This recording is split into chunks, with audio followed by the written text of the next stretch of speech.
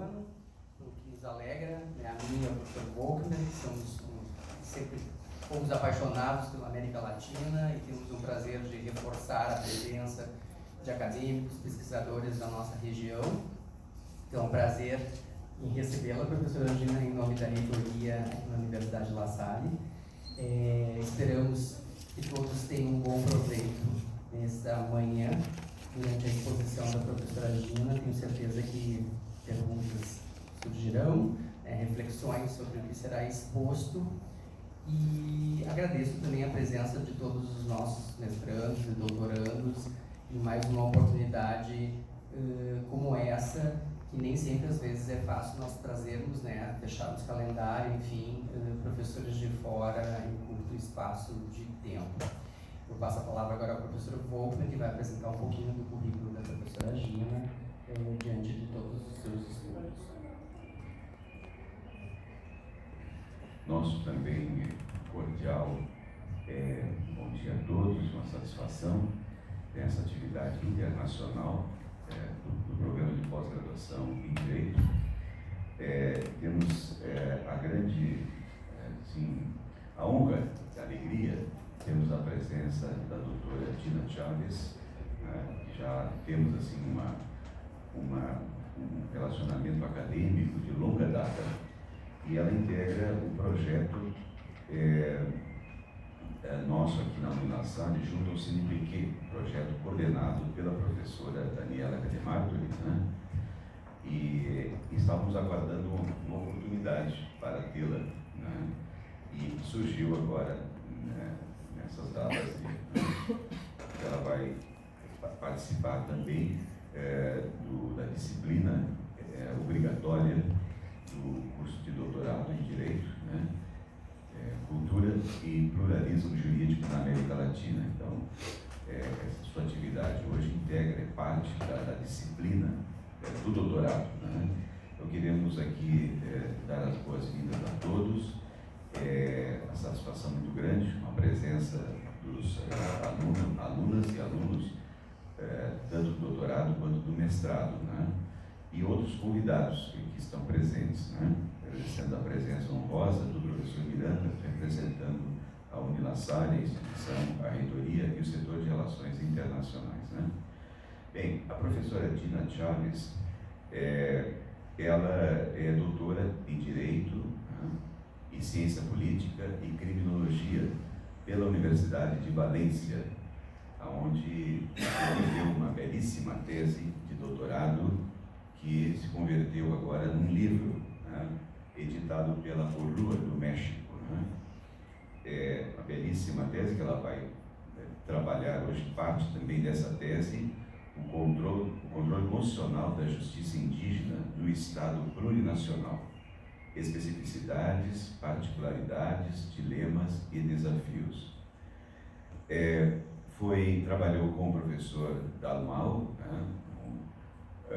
o departamento e programa de doutorado da Universidade de Valência, na Espanha.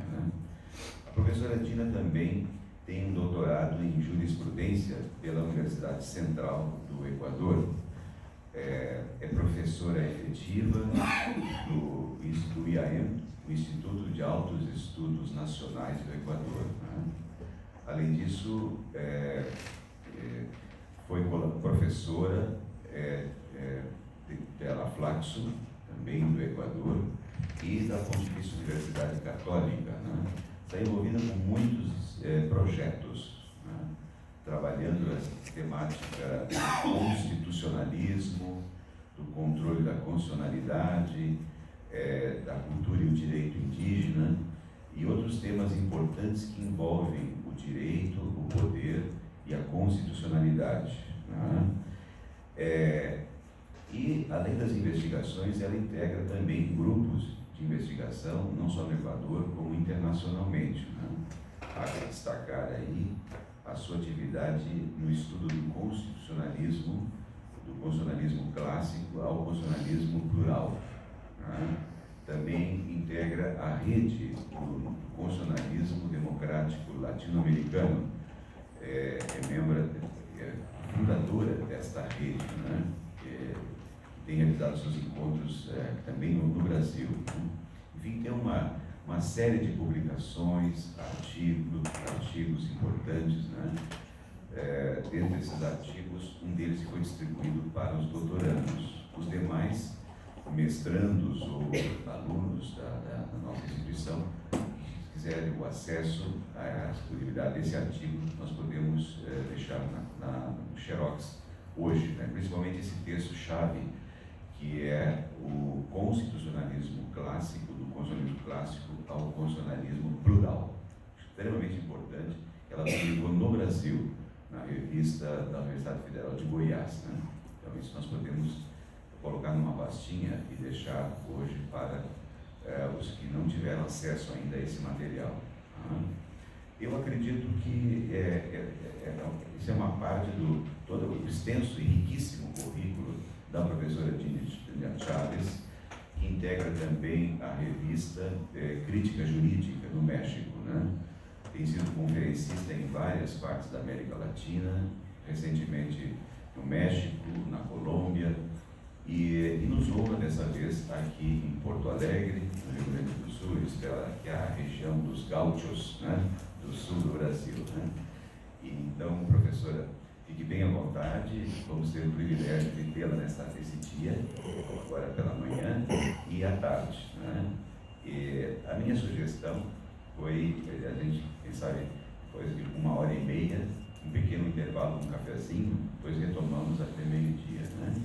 Então, bem-vinda, professora, é um gosto muito grande estar sua presença aqui e esperamos, então, ansiosamente por suas palavras e por suas reflexões. Muito bem. Gracias por todo.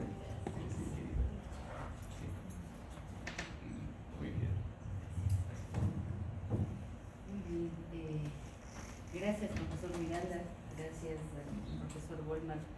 Estoy verdaderamente encantada de estar aquí. Creo que es un momento muy importante para América Latina plantear tanto las problemáticas como las salidas que podamos tener para nuestros pueblos, y esperemos que esta jornada básicamente incentive, despierte interés por uno de los tantos temas que se están discutiendo en este momento en América Latina y que además digamos, tiene tanta actualidad por los acontecimientos últimos que hemos pasado, ¿no? Entonces, para mí es realmente una verdadera satisfacción y un privilegio estar con ustedes y compartir este día. Para mí va a ser absolutamente inolvidable. Entonces comencemos pues, porque hay poco tiempo, hay mucho material para trabajar. Quisiera que la canción, sí.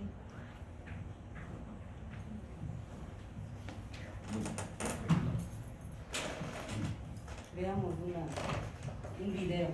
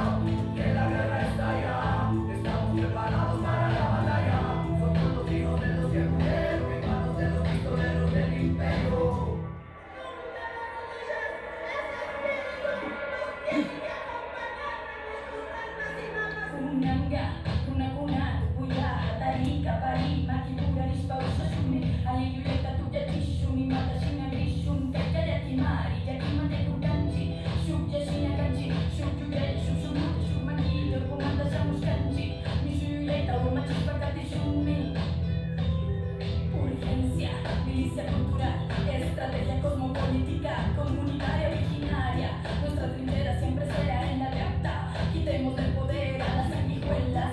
500 años en esta resistencia, en paro se quedó mi corazón por ver a mi pueblo como carne de cañón. Boom, boom, boom, boom.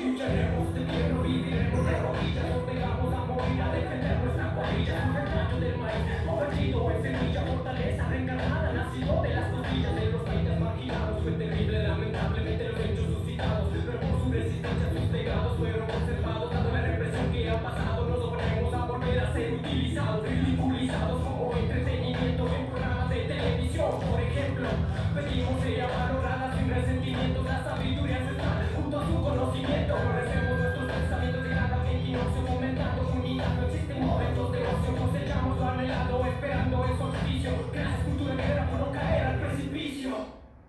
Paro, comanda, Michamuchi, somos del paro y ahí nos quedamos. Y aquí, carajo.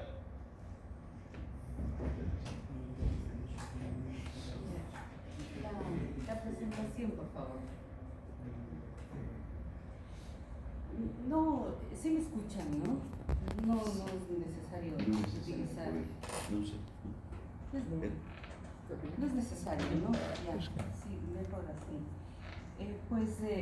Quería comenzar con este video por varias razones.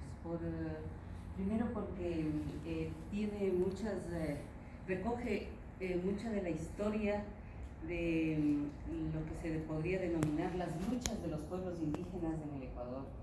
Los levantamientos desde la década de los 80, de los 90, las formas de lucha que ellos han adoptado, las demandas que ellos han presentado a la sociedad ecuatoriana, ¿no? Los logros que se ha alcanzado a partir de ese tipo de lucha, cómo se enfrentan con la autoridad, cómo confrontan con el Estado, ¿no? Con piedras, con movilización, con ceremonias, ¿no? Con un mensaje absolutamente distinto al mensaje que podemos dar nosotros desde nuestra perspectiva, desde nuestra cultura, desde nuestra racionalidad, ¿no? Desde cómo entendemos las relaciones, los vínculos a partir de la racionalidad que nosotros manejamos. Entonces, cuando hablamos de pluralismo jurídico, por ejemplo, hablamos no solo de distintas posiciones, de distintas miradas dentro del derecho, ¿no? Sino que hablamos de cosas más profundas, hablamos de cosas que van más allá de nuestros marcos de análisis, ¿no? Y eso es parte de lo que nos primero de lo que nos presenta en esta canción, en este video que hemos visto, porque además debo decirles que este video está hecho por indígenas, ¿no? Ustedes habrán visto quienes cantan, quienes compusieron ese video son ellos mismos, ¿no? Es decir, es una lectura de ellos que por suerte no está mediada hacia nosotros. Y ese también es otro elemento importante que creo yo que quisiera poner para que partamos justamente este análisis, ¿no? Esto, la discusión sobre pluralismo jurídico, ya iremos viendo más adelante, da un giro el momento en que los pueblos indígenas en América Latina comienzan a tomar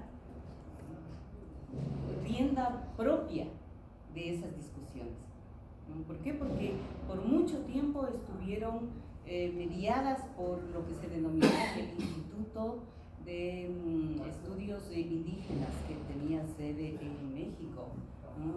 Y claro, ese instituto trabajó de una manera muy importante colocando el tema indígena en las instancias internacionales, especialmente de Naciones Unidas, pero todavía seguía siendo una mediación desde nosotros, desde nuestra visión, desde nuestra buena voluntad, ¿no?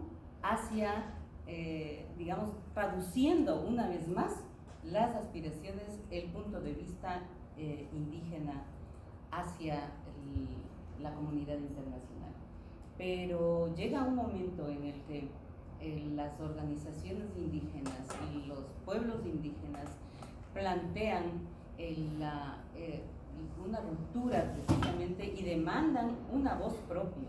Y cuando sucede eso es cuando se dan varios giros en el tratamiento de este tema y abren la posibilidad de pensar de otra manera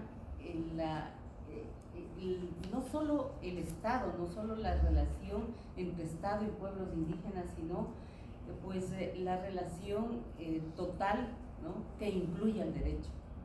Esto es lo que quisiera trabajar yo.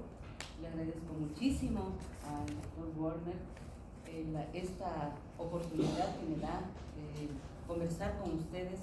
Yo no quisiera que esto sea un monólogo, no quisiera que esto se base únicamente en mi presentación, sino también que podamos conversar a medida que vaya avanzando la presentación que he preparado, porque no solo porque tenemos alguna dificultad de idioma, yo estoy hablando español y espero que en el momento en el que ustedes no comprendan alguna actividad, querida profesora Daniela, que también ha hecho posible que esté yo aquí en este momento, le agradezco muchísimo su generosidad, la generosidad de ustedes, de la Universidad La Salle.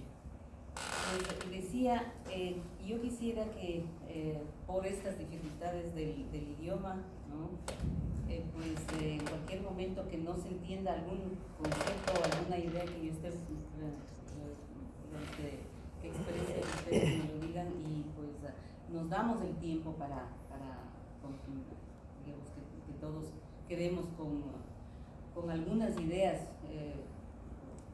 importantes que nos ayude especialmente al proceso que ustedes están llevando adelante en sus estudios de maestría y de doctorado, que están alumnos aquí, ¿no? Entonces, yo quise, como son dos jornadas que vamos a tener hoy día, en la mañana voy a trabajar y haciendo una revisión de del contexto teórico y doctrinario que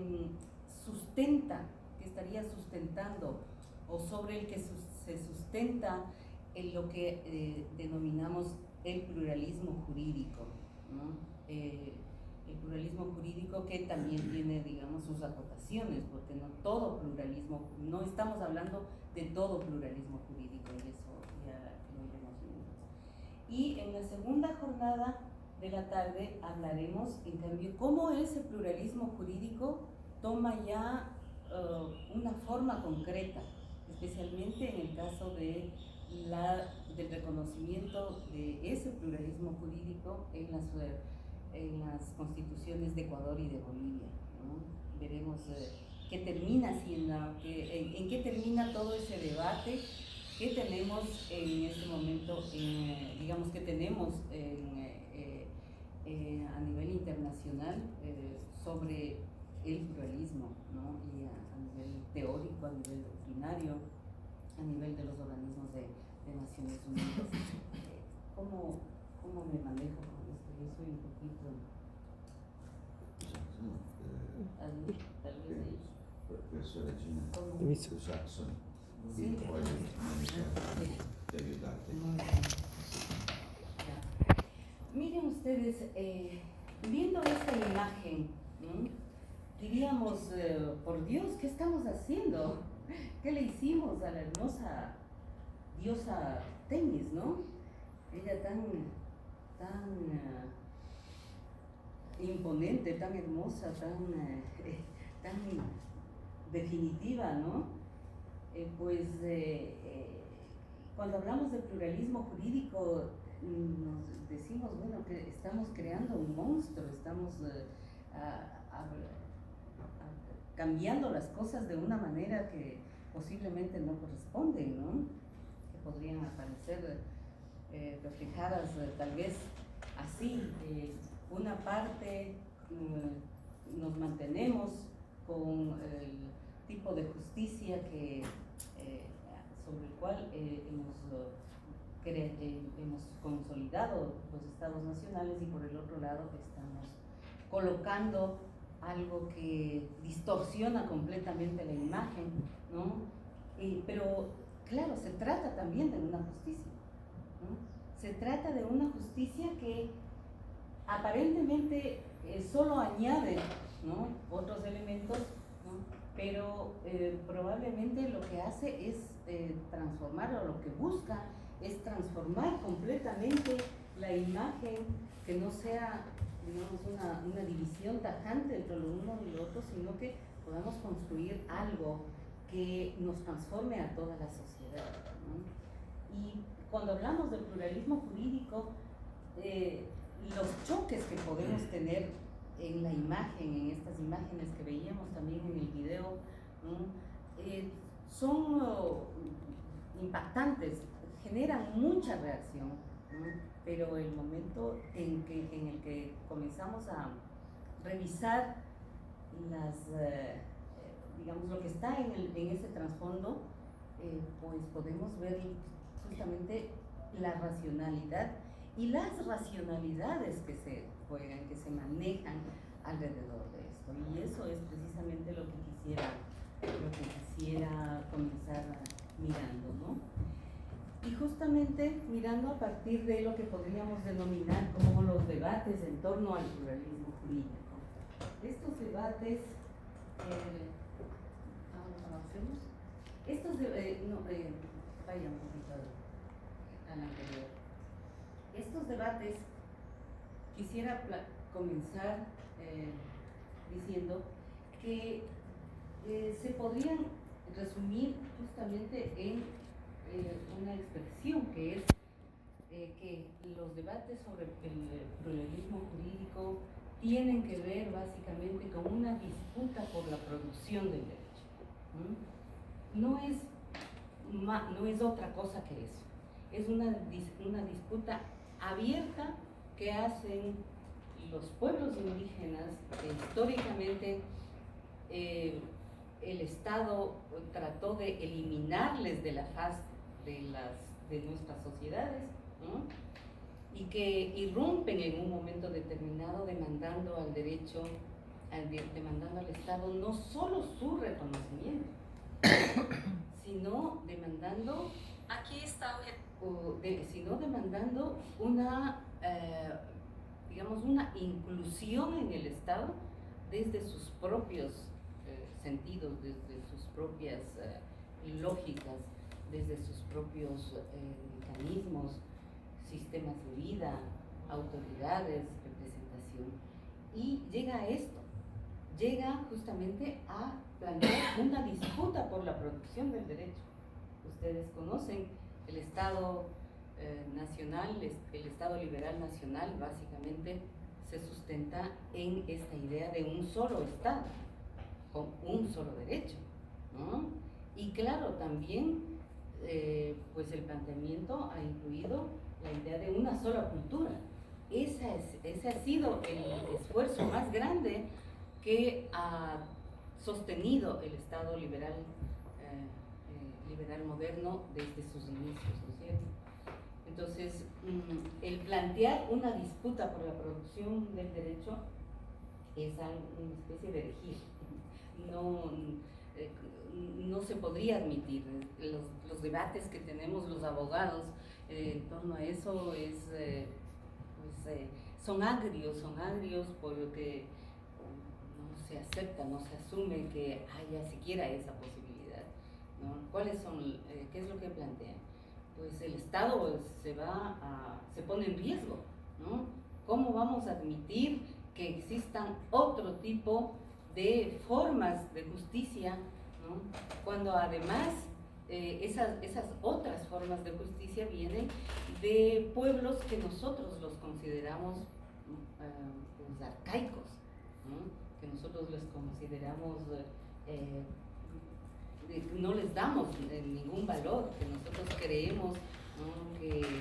que no tienen ningún valor que aportar a nuestra sociedad. Nosotros nos ponemos en una posición moral de superioridad y asumimos que ellos no tienen nada que aportarnos a nosotros, ¿no? Entonces, si partimos de ello, si partimos de esa visión, obviamente para el mundo jurídico, el discutir, el poner a discusión un tema o la posibilidad de la apertura a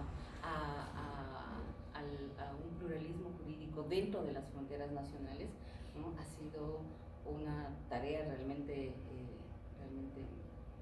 fuerte, ¿no? Pero esa tarea fuerte, ahora sí avancemos, pero esa tarea fuerte se ha sustentado, ¿no? En el mismo ritmo de transformaciones de la sociedad, ¿no?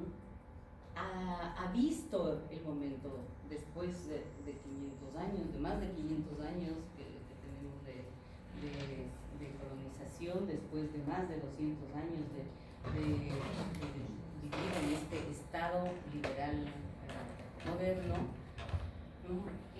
Pues la misma dinámica de la sociedad ha ido dando determinadas aperturas sobre las cuales se han sustentado estas nuevas demandas, ¿no? Aquí, por ejemplo, anotamos algunas: la globalización y las necesidades del propio capitalismo de abrirse, ¿no? De abrirse y de inclusive proclamarse plural, ¿no? Esta situación que nos ha traído la globalización, todos sus efectos, ha obligado a que el mismo liberalismo asuma una naturaleza plural de la sociedad y que se plantee además con grandes exponentes, ya veremos más adelante, grandes exponentes filosóficos, grandes exponentes del derecho, de la teoría del derecho, sosteniendo esta deriva pluralista de la sociedad, ¿no? Y cómo lo abordan en ese sentido. Ahora, luego tenemos toda esta discusión respecto del comunitarismo republicano, ¿no? que nos trae además otro tipo de discusiones. Si es que el liberalismo plural, por ejemplo, estaba sustentado con autores como Rawls, como Harvey, como Habermas, que todos lo conocemos, que todos hemos estudiado, ¿no? que nos además que son las teorías más representativas en este momento respecto del derecho, respecto de la política, ¿no? Pues dentro de esa misma línea, por ejemplo, el igualitarismo complejo de Miller o de Walser también ha planteado nuevas dimensiones, ¿no? ¿Qué es lo que sostienen ellos? Ellos sostienen que la sociedad está en este momento compuesta por una diversidad tan amplia, ¿no? De proyectos de vida, de aspiraciones morales, de posiciones morales, ¿no? Que solo podemos tratar esta situación a partir de asumir, ¿no? Que la sociedad se basa en una igualdad compleja, esa igualdad compleja que nos permite justamente tomar las medidas para resolver, ya no ya no partiendo de que todos somos iguales, ¿no? Sino partiendo de que convivimos con muchas diversidades, con muchas diferencias, y que justamente esas diferencias son las que tienen que ser manejadas, ¿no? Y luego también dentro de esa línea tenemos la línea de los multiculturalismos, ¿no? Estos multiculturalismos que plantean la necesidad de reconocer las diversidades, ¿no? Pero desde una perspectiva de tolerancia. ¿Cuál es esa perspectiva de tolerancia? Nosotros reconocemos que existen diferentes, ¿no? Les damos un espacio, somos tan generosos que les ofrecemos un espacio para que vivan, para que se realicen, para que sean, ¿no? Pero no nos afecten a nosotros, no me afecten a mí, ¿no? No traten de cambiarme. Yo les acepto, llego a aceptar la existencia de los otros, del otro, ¿no? Pero de ninguna manera esperen que yo cambie, ¿no? Les doy un espacio, les reconozco algo, les creo un fondo para que hagan su escuela comunitaria, su casita comunitaria, sus wingas, qué sé yo, ¿no? Pero no me pidan nada más, ¿no? Y eso sí, entren en mi lógica del manejo, ¿no? Y esa es precisamente la discusión sobre la cual luego aparecen otras líneas de pensamiento, ¿no? Como esta línea republicanista que surge con mucha fuerza en la década de los 70, de los 80 en Estados Unidos, ¿no? Este republicanismo, básicamente con Taylor, con Sandel y muchos otros, que plantean una variedad de posiciones básicamente orientadas a recuperar lo público, a recuperar lo común, ¿no? A recuperar estos debates que se habían perdido justamente en el desarrollo del liberalismo moderno, ¿no? Que habían básicamente sido reducidos a las necesidades del mercado, a las necesidades del capitalismo que iba avanzando y que iba tomando hegemonía en la definición y en el manejo de la política. Las líneas republicanas que surgen en esta época, en la década de los 90, proponen volver a revisar nuestras posiciones respecto de lo público, ¿no? Proponen la necesidad de volver a recuperar, ¿no? El ámbito de lo público, de redefinir el ámbito de lo público para poder encontrar justamente unos espacios de salida a todas las conflictividades que venían apareciendo, que venían surgiendo a lo largo del tiempo, ¿no? Y luego también tenemos que en el campo del debate marxista, ¿no? Digamos, el debate dentro de la izquierda también presenta nuevas discusiones, también presenta nuevos planteamientos. Entre ellos tenemos precisamente el que plantea Chantal Mouffe, ¿no? No sé si ustedes le conocen a ella. Chantal Mouffe con Ernesto Laclau plantea todo un debate respecto de la política y de lo político, ¿no? Y dentro de ello, una de las propuestas que me interesa traer acá para que veamos cómo se va construyendo, sobre qué propuestas teóricas se va construyendo este pluralismo jurídico, está precisamente el planteamiento de la democracia agonística que hace Chantal Mouffe, ¿no? ¿En qué consiste la democracia agonística? En sencillo, consiste en poner en entredicho esta construcción amigo-enemigo que hace que tiene origen en el fascismo, ¿no? Pero que ha calado mucho dentro de la sociedad y que se practica dentro de una sociedad democrática, ¿no? Las confrontaciones, las disputas de poder, las disputas de posiciones dentro de la democracia están marcadas en esta idea de amigo o enemigo, ¿no?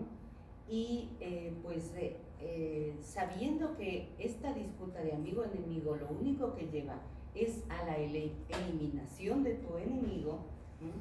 Entonces Muffe plantea la necesidad de mirar desde otro punto de vista el tratamiento de las disputas, ¿no? Y plantea que la lucha que la disputa tiene que ser manejada desde un concepto agonístico, es decir, desde un concepto en el que no ves enemigos sino adversarios, ¿no? Y tú cuando identificas que alguien es un adversario, no un enemigo, lo que te planteas es manejar esa relación hasta que llegues a encontrar una salida a esas diferencias que mantienes, ¿no?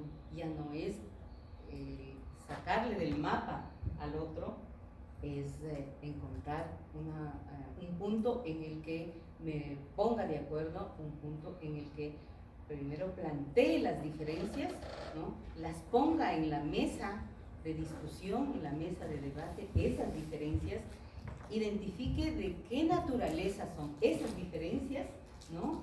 Y a partir de esos ejercicios, encontrar una salida que permita ceder posiciones a uno, ceder posiciones a otro, ¿no?